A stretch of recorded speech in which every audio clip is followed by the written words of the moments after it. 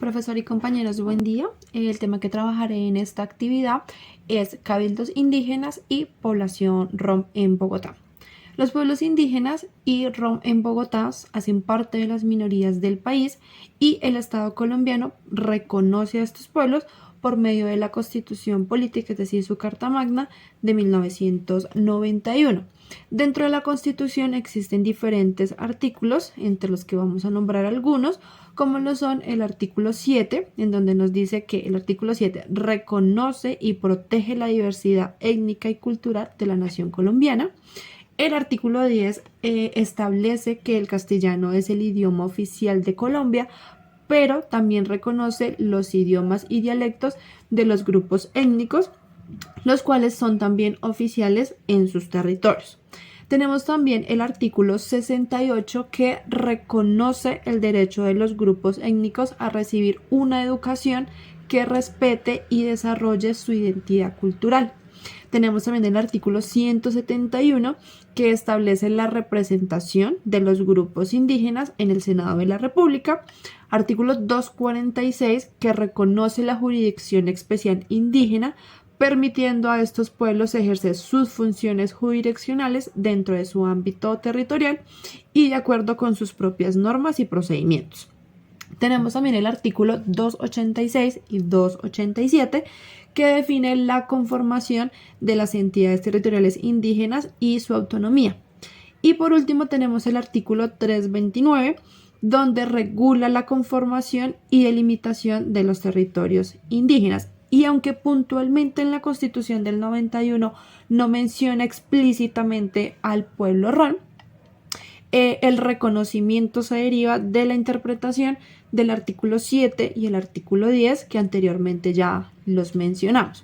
Ahora bien, vamos a hablar qué tipo de Estado tiene Colombia. Colombia es un Estado democrático, ya que elige a sus representantes por medio del voto popular, y es un Estado unitario, ya que el poder reside en el gobierno central, y es un Estado presidencialista. ¿Por qué? Porque el jefe de Estado y el jefe de gobierno son asumidos por la misma persona, que en este caso es pues el presidente.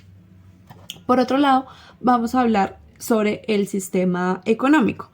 Colombia tiene un sistema económico capitalista. ¿Qué quiere decir? Pues que este sistema trae unas consecuencias en general para toda la sociedad colombiana. ¿Por qué? Porque es un sistema que genera desigualdad y genera pobreza.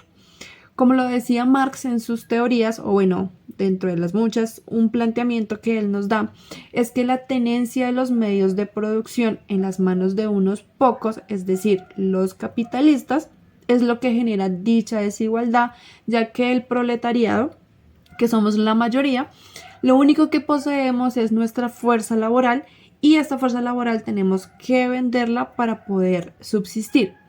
Con lo anterior, los pueblos indígenas, los pueblos rom, que son las minorías en el país, hace que se acrecente su problemática, ya que, por ejemplo, el pueblo rom no tiene dentro de su cultura el subordinarse o tener un jefe o firmar o constituir un contrato laboral, sino que su economía se basa en oficios que sirvan a la misma comunidad, o hay personas que se profesionalizan, pero esa profesión sirve también a la economía dentro de su comunidad.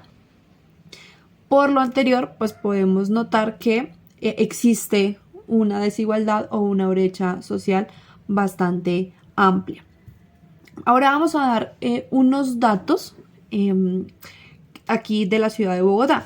En Bogotá habitan 26 pueblos indígenas, de los cuales 14 cuentan con un cabildo reconocido por la administración distrital y 5 están acreditados por el Ministerio del Interior, esto al 2020.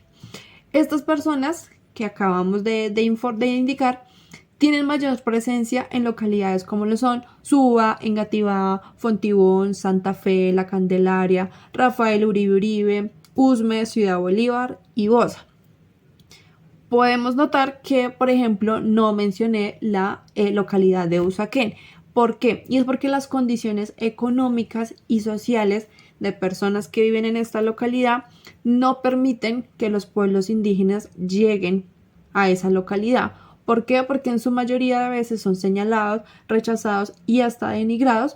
Y es aquí donde podemos ver que sí existe una desigualdad social creada por el sistema social y económico que actualmente tiene nuestro país.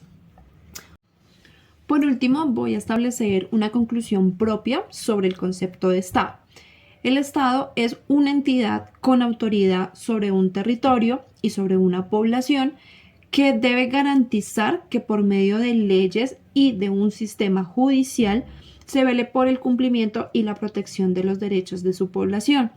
El Estado debe integrar el bienestar social con un sistema económico con participación tanto del sector privado como del sector público que garantice igualdad y equidad para cada uno de sus ciudadanos y debe gozar de reconocimiento internacional para poder celebrar acuerdos y tratados con otros estados. Gracias.